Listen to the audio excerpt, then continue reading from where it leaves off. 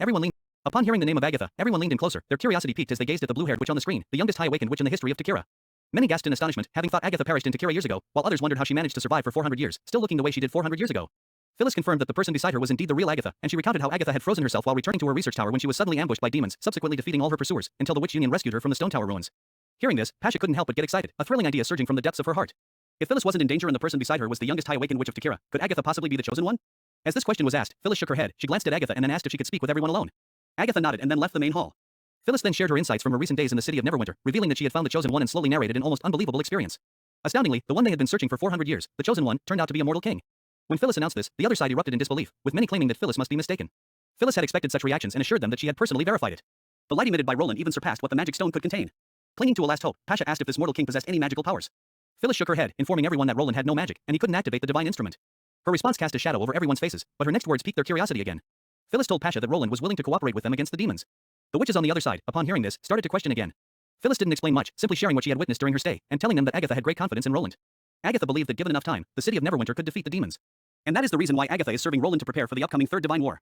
Clearly, everything Phyllis had revealed was hard for the Takira witches from 400 years ago to accept, especially the part about Agatha serving a mortal king. Some of them even wondered if Agatha had gone mad. The crowd was abuzz with noisy discussions, recalling the First Divine War and how they had lost to the demons.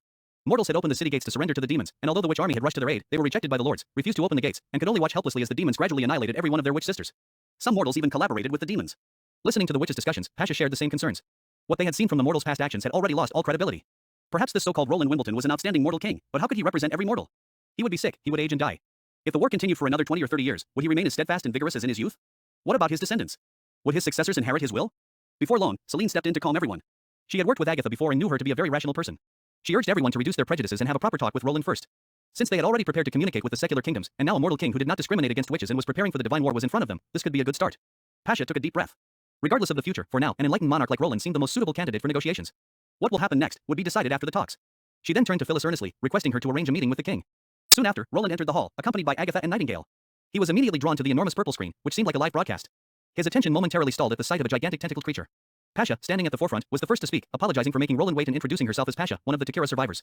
After a basic mutual understanding was established, Wendy, Scroll, and Tilly also entered the room, and everyone sat down at the table to begin their first round of communication. Pasha was somewhat surprised, noting that Roland seemed unfazed by her appearance. She had thought it would take him a long time to accept that they were witches. Roland, in his mind, thought about concepts like spirit possession and prosthetics, which he had seen before.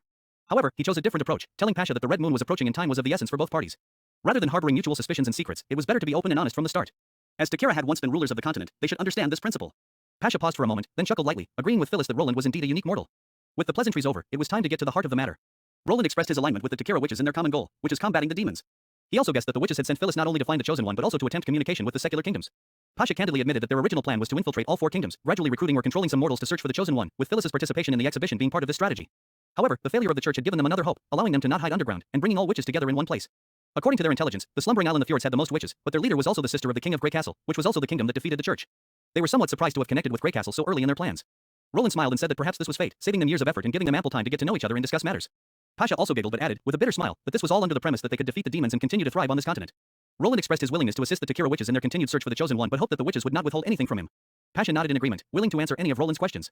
What Roland wanted to know most was what exactly the Takira witches had discovered in the ruins and how this led to the split between the two major powers, ultimately causing the split of the Federation. This question clearly touched a sore spot for the Takira witches. The witches behind Pasha voiced their concerns and dissatisfaction, and some even hesitated to share these details with Roland, citing the great sacrifices they had made. Pasha interrupted their discussions, arguing that their sacrifices shouldn't be in vain. She challenged the witches, asking if they intended to take these secrets to their graves in the event of being overwhelmed by the demon's onslaught, just like the tombs they had discovered. Her questions silenced the room.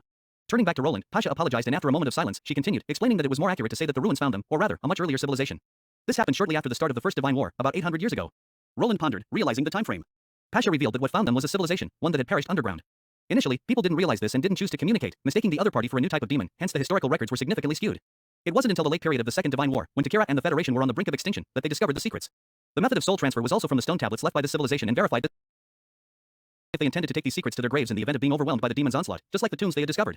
Her questions silenced the room. Turning back to Roland, Pasha apologized and after a moment of silence, she continued, explaining that it was more accurate to say that the ruins found them, or rather, a much earlier civilization. This happened shortly after the start of the First Divine War, about 800 years ago. Roland pondered, realizing the time frame. Pasha revealed that what found them was a civilization, one that had perished underground. Initially, people didn't realize this and didn't choose to communicate, mistaking the other party for a new type of demon, hence the historical records were significantly skewed. It wasn't until the late period of the Second Divine War, when Takira and the Federation were on the brink of extinction, that they discovered the secrets. The method of soul transfer was also from the stone tablets left by this civilization and verified this possibility on an unhatched subject. Since then, the top 3 seats of the Federation began their research on the transformation of the God Punishment Army. Agatha was astonished, as she had never heard of this before. Pasha explained that this was the highest secret of the Federation, known only to the 3 seats and a few members. As for Pasha and the rest of the Takira witches, they only learned of this shocking news after the fall of Takira. Pasha then explained that the grotesque body she was using was a result of the soul transferring method. She continued with a long story. The Federation, following the clues on the stone tablets, had discovered a massive city underground. This majestic subterranean city, filled with countless passageways and cavities as complex as a maze, was thus named the Labyrinth in Ruins. Sadly, before they could explore it thoroughly, Takira fell into the hands of demons, forcing everyone into a desperate escape. After paying a heavy price, they finally reached the labyrinth, where the plan was to take everything from the ruins and then head to the Hermes to establish a new holy city. However, what happened next was unforeseeable. Roland noticed a shift in Pasha's emotions as she spoke with increasing sorrow. The city in the ruin was almost brand new, harboring many incredible secrets, the most important of which were the things they called magic core, the host, and the records of the previous civilization. They later realized that the labyrinth and ruins were prepared for them, leading them here since 800 years ago. Tilly asked what was the reason behind it. Who had led them here? To answer her question, another voice resonated, telling them this underground civilization hoped they would destroy the demons to avenge their race's annihilation. Pasha then followed up, clarifying it was just Natalia's theory. Perhaps the underground civilization merely wanted to pass on their civilization. The Federation found a lot of information in the ruins, especially about the magic core, which was the cause of a split among the 3 seats. The tablets suggested that magic holds infinite possibilities and that pursuing the divine will is the process of mastering magic. Roland, sensing this crucial message, asked what the magic core was. Pasha explained that it's powerful and capable of altering its form at will. This astonishing device upended the Federation's understanding. The illusionary device they now used was a smaller magic core, while the divine instrument was the largest magic core in the ruins. Roland began to view this magic core as a universal terminal, far more powerful than witches, useful in both production and combat. Pasha regretfully said their understanding and application were still rudimentary.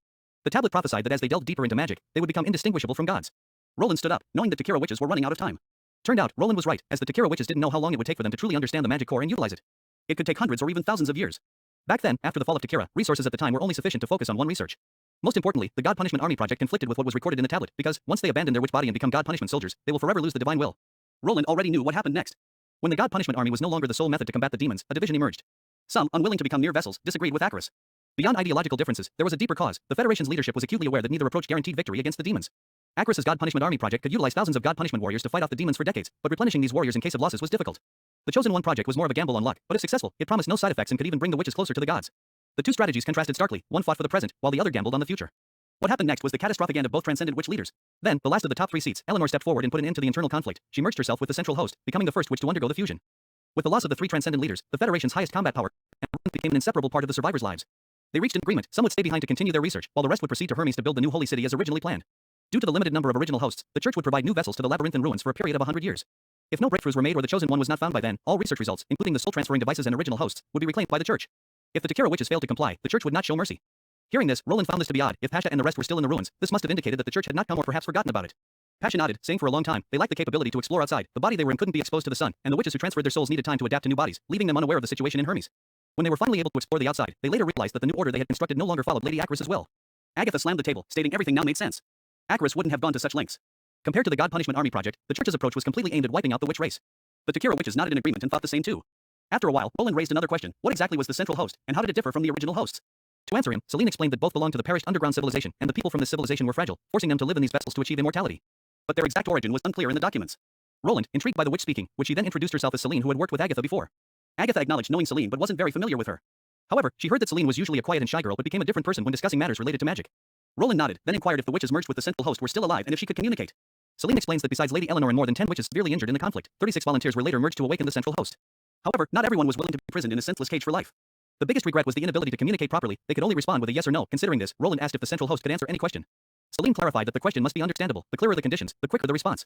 Roland immediately thought of likening it to a primitive biological computer system. Could it solve equations or perform complex calculations independently if given the right conditions? He pondered a plan to bring it to the city of Neverwinter for research, though he knew he couldn't make such a request yet. The witches in the hall noticed Roland's expression and looked at him curiously, realizing he had some ideas brewing. Roland coughed twice and said he had a basic understanding of the Takira witches situation but had one last question. The witches, the church, and ancient texts repeatedly mentioned the term divine will. He even heard about a mysterious room of the church, with a secret chamber accessible only to the Pope, where one could see the gods. He wanted to know what this so-called divine will really was. Pasha, surprised by Roland's extensive knowledge, revealed that they only learned about the divine will after the fall of Takira. She was curious about how Roland came to know this. Smiling, Roland explained that it was he who defeated the church, and the witches formerly serving the church were now in the city of Neverwinter. Pasha carefully observed this mortal king for a few seconds before preparing to tell Roland, hoping he would keep it confidential. Not just Roland, but all the witches in the hall were expected to keep this a secret. Divine will turned out to be a large transparent stone of God punishment, which allowed us to connect with the gods and see things. Roland was curious about what could be seen, so Pasha described the visions produced by the divine will in detail. Tilly then asked what the 4 paintings represented. Pasha admitted this question had puzzled people for 1,000 years. Only in the ruins did they begin to understand. The divinity showed them humanity, demons, unknown enemies, and the underground civilization. One of the paintings, representing the underground civilization, was now blank, coinciding with the time shortly after the First Divine War. By comparing self-narratives in the documents and records passed down by the Federation, they speculated that this civilization had been permanently erased from the Divine War. Roland gulped hard, contemplating this so-called Divine War. Was it merely a struggle to seize relics from each other until a final victory emerged? Who or what orchestrated all this? Was it coincidence or fate? A random selection or a predetermined destiny? Were the Takira witches' interpretations correct? A flurry of questions raced through his mind. As he pondered, Tilly asked what would happen if someone obtained all 4 relics. Pasha shook her head, calmly stating that no one knew. She said that the god didn't favor humanity nor any of the races, but only the victor. Wendy, distressed by these revelations, couldn't grasp why everyone had been killing each other for nearly 1,000 years over something whose purpose was unknown. She expressed disbelief and sorrow at the seeming callousness of the divine will. Pasha empathized with Wendy but admitted she didn't have an answer, only a cryptic line from the documents that might explain her questions. We are all children of divinity, but only a few will witness the dawn. From the moment we perceive magic, our extraordinary lives are destined. This eternal competition has been long-standing, and reaching this stage is already one in a million. Birds were not originally birds, and we were not originally us. It is through strife that all things persist, and through competition that life endures. Roland's mind was struck by a metaphorical lightning bolt. He suddenly stood up, intently gazing at the large screen, and asked Pasha to repeat what she had just said. Scroll, who had recorded everything the Takira witches mentioned, repeated the phrase, this eternal competition has been long-standing, and reaching this stage is already one in a million. Roland interpreted this as a long evolutionary path from the very beginning to civilization. Every species that had survived had outlasted countless competitors. The description of the underground civilization fits seamlessly into this process. Upon reflection, these four civilizations, though seemingly distinct, shared one similarity, which is the ability to wield magic. Humans birthed witches who can utilize magic. The demons and the underground civilization had an even better understanding of magic. If there's no surprise, the unknown civilization should also possess the capability to manipulate magic. And the quote, we are all children of divinity, likely refers to all species endowed with this extraordinary gift. Following this line of reasoning, the divine war might not be about guarding or fighting for the relics, but a means of accelerated evolution, or perhaps, a rule of the magic world. After some time, the discussion between Roland and the Takira witches resumed, covering topics such as who had been safeguarding the relics. And it's because of the relic, so the Hermes is always under heavy attacks by the demonic beasts. It was also mentioned that the church, having been severely weakened, was no longer capable of protecting the relics, prompting the witches to cede it back to the ruins. They also explained how they used the divine instrument to repel the demonic beasts. By the end of the discussion, Roland had gained a preliminary understanding of the history and the Takira witches. Clearly, both parties shared a common enemy in the demons, and they agreed to form a united front or an alliance, with mutual protection and assistance. The Takira witches were pleased to hear this, hoping Roland would continue to recruit witches and aid Phyllis in the search for the chosen one. They agreed to maintain contact. Roland nodded in agreement with Pasha but also suggested that the Takira witches relocate to a mountain range near the city of Neverwinter, which he thought suitable for them. This suggestion drew various reactions from the other side, ranging from concern to apprehension. Roland looked at everyone in the room, signaling reassurance, and shared his thoughts. He didn't believe it was wise for the Takira witches to guard the relics alone. He pointed out that Hermes had resisted the demonic beasts with its massive walls and asked whether the Takira witches could withstand a surprise attack by demons and demonic beasts. Celine confidently stated that they could manage, provided the divine instrument and its magic core were repaired. However, Roland shook his head, cautioning that the demons were much stronger and smarter than the demonic beasts. He noted that the corpses of the demonic beasts near the ruins indicated that they had not only breached the ruins but had also approached their core area. He speculated that the divine instrument had a limited range and questioned their defense against sudden attacks by demons. Pasha, her tiny tentacles twitching slightly, found no words to refute. Roland spoke gently, expressing his wish to help. He said, trust is the foundation of cooperation. Placing the relics in a location deemed safe by both parties will build the most basic trust, right? Pasha did not immediately respond but requested a few minutes for discussion. On the screen, the tentacled beings touched each other in what seemed to be their way of communicating, though Roland couldn't hear them. After a short while, Pasha spoke again, but before addressing his question, she had a query of her own. Roland understood that Pasha had more to say when she asked who would lead this alliance. Her explanation was that since everyone's survival was at stake, every decision should be thoroughly considered. Thus, they proposed a joint governance system, where commands would be jointly discussed and issued by the leaders of the strongest groups. This approach, he argued, would effectively prevent poor judgments and ensure the alignment of interests among all parties. Roland commented that this sounded similar to the Federation system. Pasha clarified that considering the current 4 major kingdoms plus all of the witch organizations, decision-making didn't necessarily have to be limited to a 3-seat model. They could emulate the Federation's early days with a roundtable council of 11 leaders to formulate battle plans. Roland, after some thought, recognized Pasha's intelligence. If seats were assigned based on strength, the Takira witches, by maintaining communication with other witch organizations and strengthening their natural sense of identity, could ensure their own interests. However, Roland, no longer the ruler of a small and remote border town, disagreed with her proposal. Asserting his position in an irrefutable tone, he stated there would only be one leader, and that would be himself. This was the most efficient and stable approach. His direct refusal momentarily silenced the room, as everyone turned to look at him. Roland knew it wasn't the time for modesty. While joint governance might be a suitable choice for the Federation, it wasn't for him. Only he understood what industrialization required and how to maximize the potential of his territory. Maintaining equality between the common folks and witches is something he has been striving for. He can't risk having the old Federation way of ruling. Clearing his throat, he continued, a united front alliance is a safeguard against the demons, but he is not demanding immediate integration. Relocating to the western region is merely the foundation of building trust. Rather than relying on verbal agreements, he invited the Takira witches to see for themselves.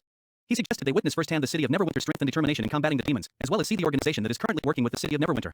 By then, with a full understanding, the Takira witches could then make a free choice. Even if they refused his leadership, Roland affirmed he would still maintain basic cooperation, assisting them in their search for the chosen one and their research endeavors. Celine questioned if this would hold true even if they didn't hand over the relics and the magic core. Roland nodded, clarifying that he had no intention of relying on these items from the ruins to defeat the demons. As long as the relic's safety was assured, he didn't care about their location. Pasha pondered Roland's words. Celine, now with a colder tone, questioned Roland's approach of sole leadership. She pointed out that if the divine war continued for decades, with Roland now being an old man, would he still make proper decisions? How about his successor or his descendants, and whether they can follow his will and lead everyone to move forward? She then stated that only a joint governance system could effectively address these concerns. Roland, with a confident smile, assured them there was no need to worry. First, he didn't believe the demons could resist for so long. Secondly, he implied that his life expectancy might exceed everyone combined. He briefly explained how he had acquired Zero and her ability to absorb others' lifespans. Pasha initially looked at Roland in surprise and fear. To be honest, Roland wasn't sure if Zero's lifespan would transfer to him since he didn't get any of her magic, but he felt it necessary to bluff at this moment. The Takira witches engaged in a heated discussion again. After some time, Pasha acknowledged his points. Her voice grew more solemn as she mentioned the abundance of items needing relocation from the ruins. It would take them at least a month. Pasha requested that they be allowed to rebuild their underground palace and laboratory independently and asked for Roland's assistance with materials. Roland agreed, curious about how they planned to accomplish this.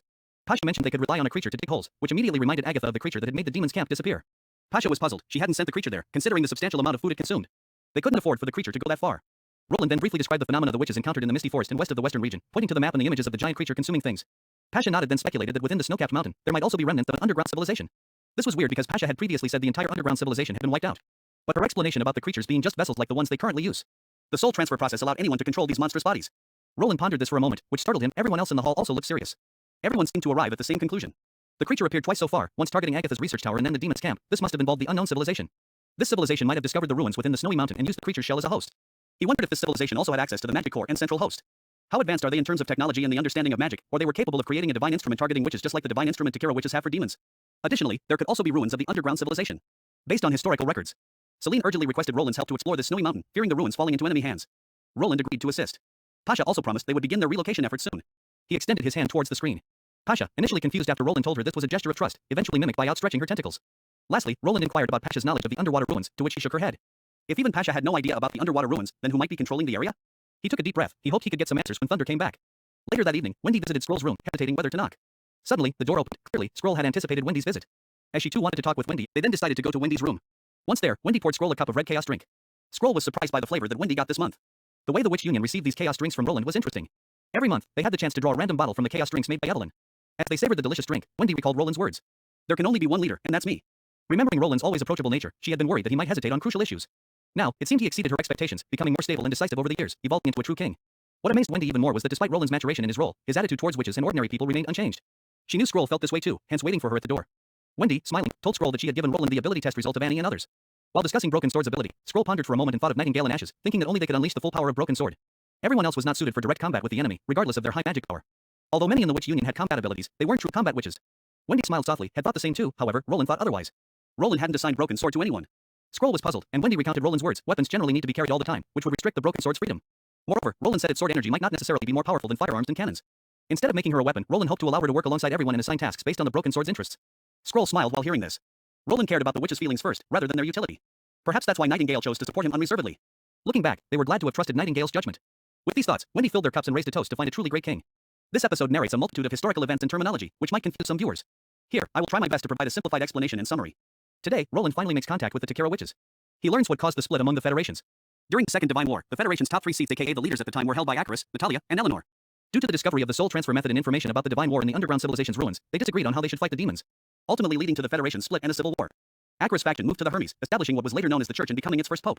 The other faction led by Natalia retreated to the desolate mountains. The Church, founded by Acaris, initiated the God Punishment Army project after their disastrous defeat in the Second Divine War. However, this project, which required the sacrifice of witches, faced opposition from Natalia. Acaris insisted on continuing the project. This project, ideally, would give humans at least a couple more decades of time, but abandoning the witches' bodies would cause them to lose the divine will. While the Chosen One project needed witches to survive. But it's unknown when to find the Chosen One. Soon after the Federation fell into a civil war, with Acaris and Natalia perishing together, and Eleanor voluntarily becoming the first to merge with the central host.